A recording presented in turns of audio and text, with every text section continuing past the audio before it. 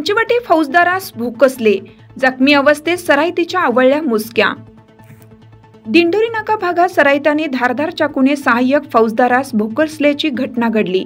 मात्र प्रसंगावधान राखत सदर अधिकाऱ्यांनी रक्तबंबाळ अवस्थेत संशयिताच्या मुसक्या आवळल्या।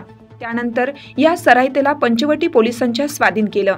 या धाडसाचे सर्व स्तरातून पोलीस अधिकाऱ्याचे कौतुक होत आहे। पोलिसांनी दिलेल्या माहितीनुसार विकी उर्फ गट्ट्या संजय जाधव राहणार अवधूतवाडी असं पोलीस अधिकाऱ्यावर चाकू हल्ला करणाऱ्या संशयिताचं नाव आहे। याबाबत मध्यवर्ती गुन्हे शाखेचे सहाय्यक पोलीस उपनिरीक्षक नामदेव कारभारी सोनवणे राहणार धात्रक फाटा आडगाव शिवार यांनी फिर्याद दिली आहे। जमादार सोनवणे शुक्रवारी दिनांक 4 रोजी रात्री 8 वाजण्याच्या सुमारास सेवा बजावून दिंडोरी रोडने आपल्या घराकडे जात असताना ही घटना घडली। दिंडोरी नाका भागातील गीता हार्डवेअर दुकानाजवळ एक तरुण चाकूचा धाक दाखवीत दहशत निर्माण करीत होता।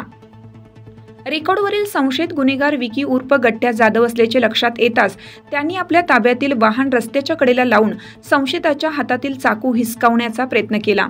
यावेळी दोघांमध्ये हातापाई झाली। या सुमारास संशयित गट्ट्या जाधव यांनी जीवे मारण्याची धमकी देत सोनवणे यांच्या तावडीतून सुटण्याचा प्रयत्न केला।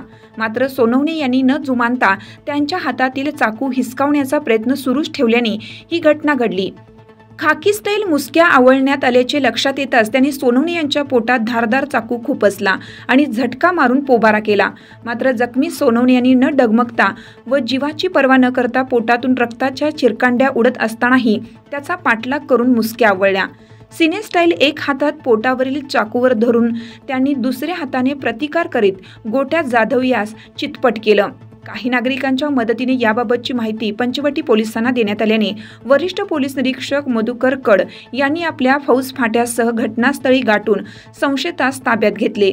तसेच जखमी सोनवणे यांना उपचारार्थ हलवलं। सोनवणे यांनी प्रकृती स्थिर असून त्यांच्यावर उपचार सुरू आहेत।